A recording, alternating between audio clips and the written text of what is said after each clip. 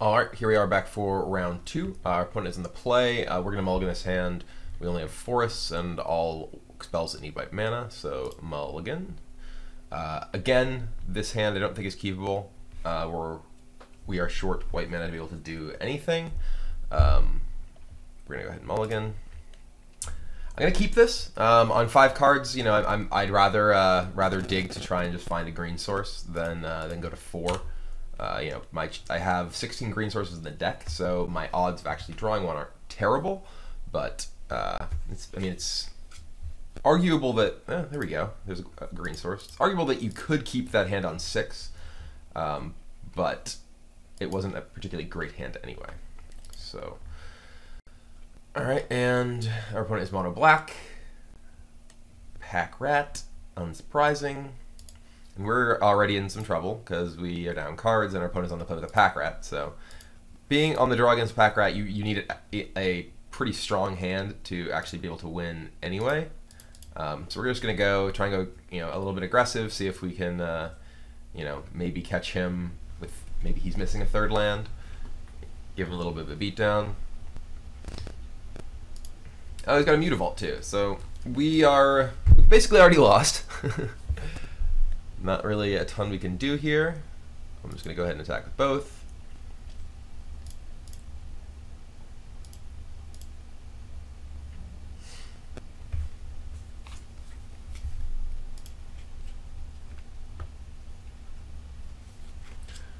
I'm just going to go ahead and play a soldier. I mean, we pretty much can't win this game at this point. If our opponent has another land, he has 4 force next turn, and you know, there is the option of just trying to say go and trying to like block, you know, block with knight or whatever, but I don't really like that plan. I mean, we can potentially use Selesnya Charm to, like, you know, kill a rat, but basically we're dead. We double mulliganed and our opponent has rat in the play with Mutavault, so we really need to actually have like our, you know, reasonably substantial creatures to be able to win here. So I mean, we could theoretically double block and then he makes a rat and activates, and we trade 2 guys for a rat. That's actually not the worst thing, considering our guys are fairly bad. But I mean, if we don't block, we take, you know, 8. We take either 6 or 8, depending on how big he wants his guys to be in his turn. We don't really have an out. So if we don't block, say we just attack with everything next turn, and, you know, Selesnya Charm whatever he blocks, then, you know, we end up doing 4 damage to him. Doesn't really, yeah, none of this works, so I'm just gonna take it.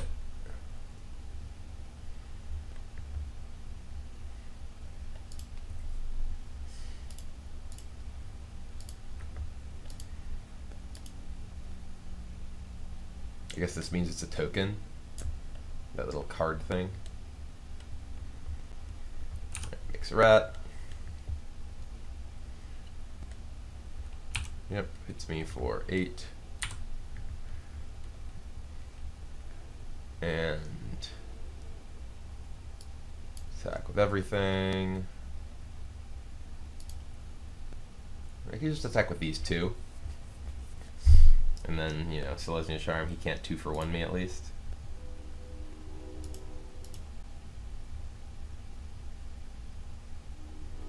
We're basically dead though.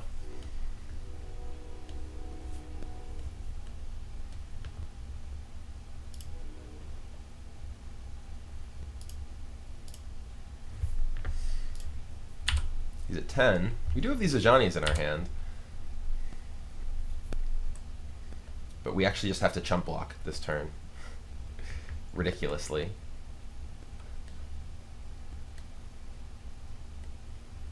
We can, like, triple block a guy, trade.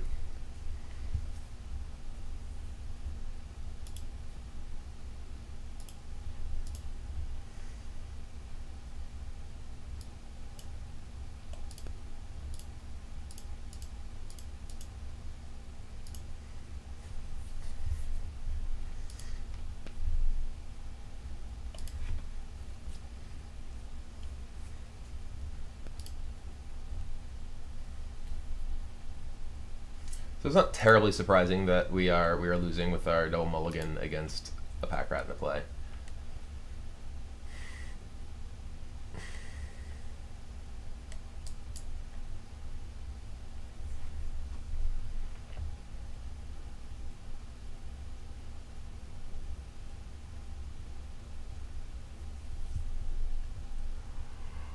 I kind of just want to concede because I really can't win.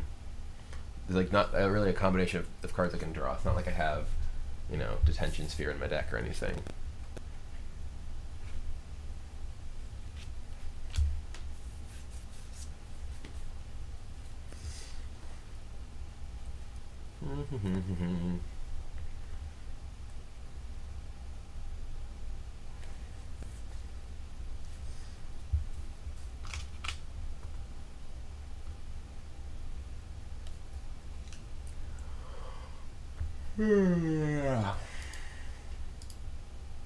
Yes, you've made a rat.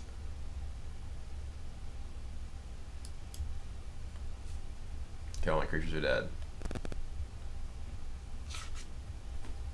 Yeah, I'm dead. I'm just gonna concede. So, sideboarding. I'm gonna board in lands of each color so I can draw them. But the worst cards here, after sideboarding, your worst card I think is actually Ajani. Ajani is pretty weak because after sideboarding, the black deck just has a lot of ways to kill your guys. So Ajani is fairly poor. I like this Ajani, and I like Ajani's Presence.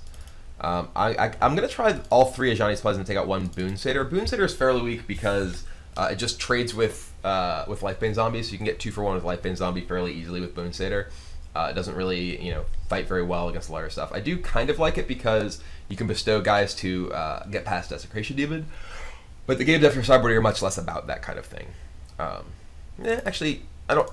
It's difficult to actually be it's dangerous to draw hands that have a bunch of situational cards. It's the reason I only like 2 copies of God's Willing before. So I think I actually am not going to bring in the third Ajani's Presence. I was just like, oh, I have this third one on my sideboard. Maybe you can bring it in. But overall, I think that it's you need to be able to be proactive, and you don't want to have hands that you're just like 2 Ajani's Presence or, you know, whatever. Especially considering after sideboarding, and well, not even just after sideboarding, they have Lifebane Zombie and Thoughtseize to see your hand, so they can plan their plays around the fact that you have those cards in your hand. So anyway, we're gonna go ahead and go with this, and hope our mana treats us a little better. We don't double mulligan and get ratted. Rats. Get it?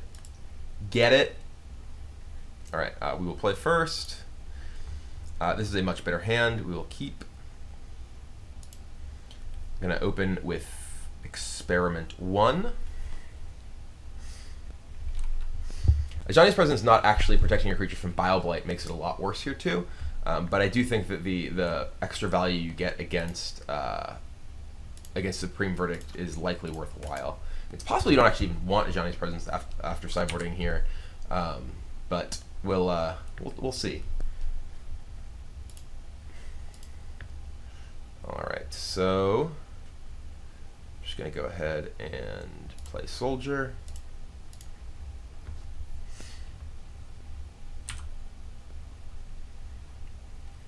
Attack you.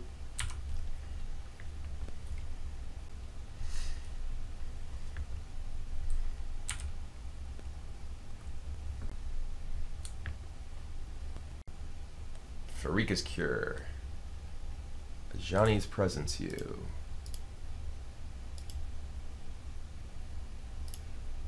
This is exactly what this is for. You know, keeping your guys alive from their removal. Farika's Cure is among the better things you could have, and it's interesting that I guess he chose to do that then because he didn't want to get hit by Selesnya's Charm. It ended up working out really well for me because he waited until my turn. It would have thrown me off curve. So we'll attack. So now he can Lifebane me, and I have a green creature in hand, unfortunately, but at least we have a Smiter in play. So all of our creatures are actually fairly good at pressuring through this. Unfortunately, he gets my voice.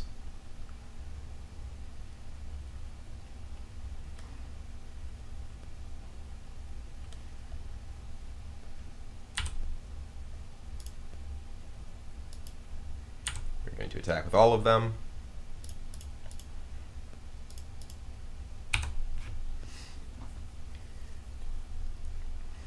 You can block here, but I get to regenerate. So yeah, I think he's just best off blocking there. We just hit him for 7 and say go.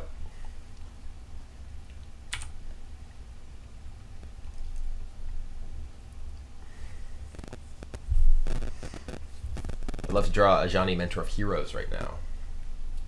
It would be pretty good. So if he Desecration Demons is the worst thing for me here is if he plays Desecration Demon, in which case I'm pretty brickwalled because I don't have just draw land.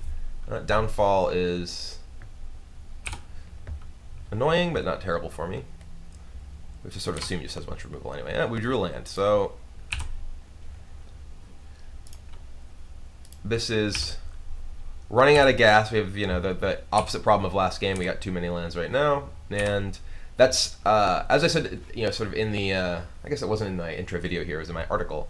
One of the most troublesome things for green white is exactly this. It's the threat of the threat of pack rat. That's one of the problems, but the threat of just running out of gas.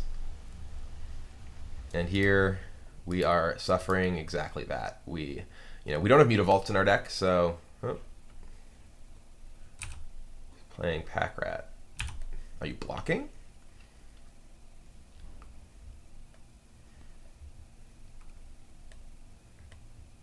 Whoa, I just get to kill his rats? Kill both rats? Okay. Well,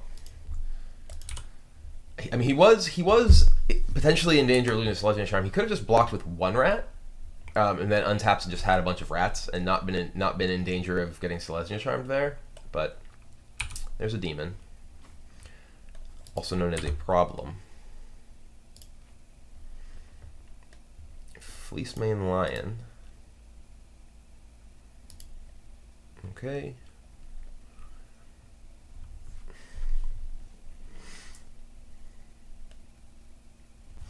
What's his hand at this point?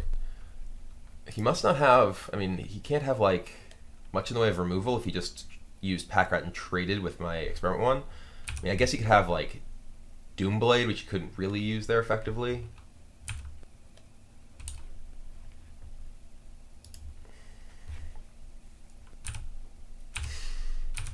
Alright, well, maybe he has a bunch of demons and he was afraid of losing to Celestial Charm. Could have Grey Merchant.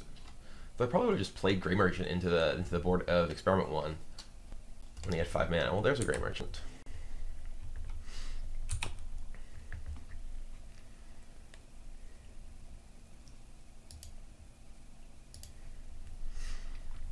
Alright, well, this is troublesome for me. Down to 8 life. And we drew another lion, but that's not really particularly good here.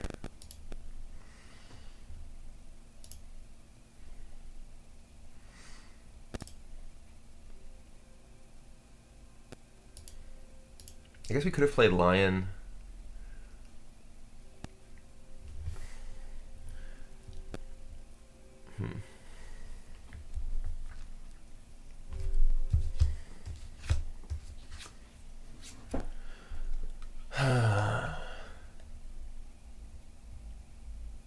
So he could have like another Grey Merchant.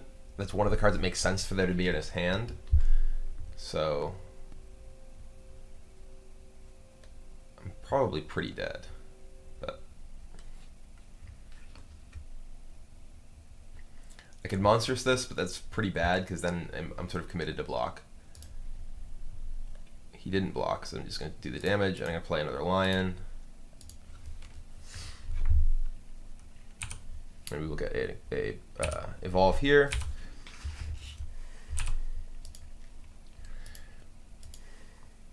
And now, I wish I had this Voice of Resurgence that got Life Bane. That would be pretty good against Desecration Demon. I think I have to sack to this.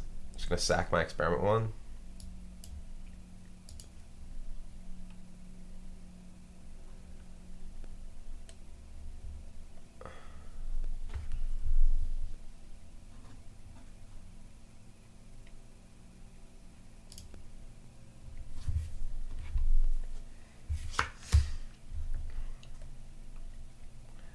everything is maybe if he has Gray Merchant, I'm probably dead either way. Is the problem, but just attacking with that Gray Merchant. Okay. Is this like a Drown in Sorrow or like a Farika's Cure here? It's probably a Farika's Cure. Can't really take the damage, or else I just die to a Gray Merchant.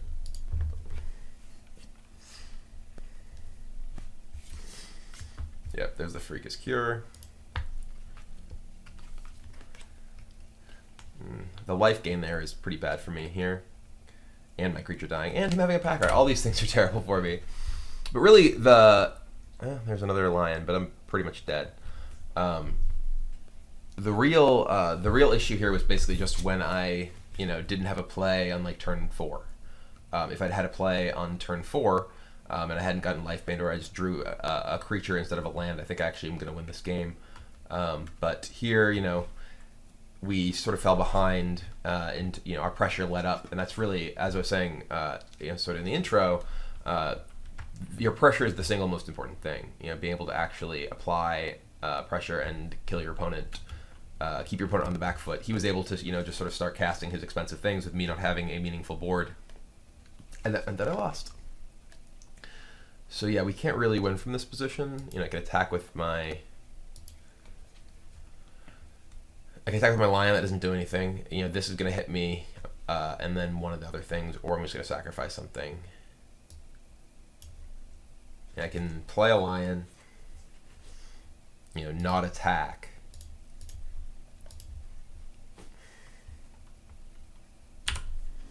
And like sack a lion to this. And then maybe I draw Selesnya Charm next turn, and I can get rid of this. But then he just still has pack rat, so I'm dead. Overall, I think in game 1 this matchup is actually pretty solid. I think it gets a lot worse after sideboarding, and they have they don't have like connections and stuff in their deck, and they have a bunch more cheap removal. But we double mulliganed and just got crushed by a pack rat in game 1. So unfortunately, that edge did not manifest. And here we're gonna sacrifice a lion because we're dead otherwise.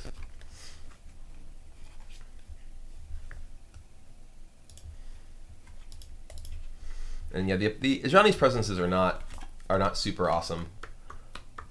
It's possible that you want some other cyber plan overall. And Gray Merchant for So he's had that Gray Merchant, and now we're at 1. He could have just cast Gray Merchant pre-combat, but all right, we're dead. All right, so yeah, game 1 wasn't particularly interesting. We just sort of double mulliganed and got ratted in this game. As I was saying, the important thing is being able to continue to apply that pressure. I don't know that Ajani's presence is a great way to actually do that. Maybe you want like more banishing lights that you bring in after sideboarding. Maybe you do still want God's Willing or whatever. I did like God's Willing before, but maybe it's that you actually even want more Ajani's. Maybe like multiple copies of Big Ajani is good. I only actually played one in the Pro Tour, mostly because I didn't have a ton of opportunities to play those sideboarded games, and it was 5-cost card, can only be so good. But these games are very, very attrition based, it feels like, and if you're able to pump like a guy in play and then start digging for action, I think it's pretty powerful. So I want to try more with that, but for now we're dead, we lost, and let's go on to the next match.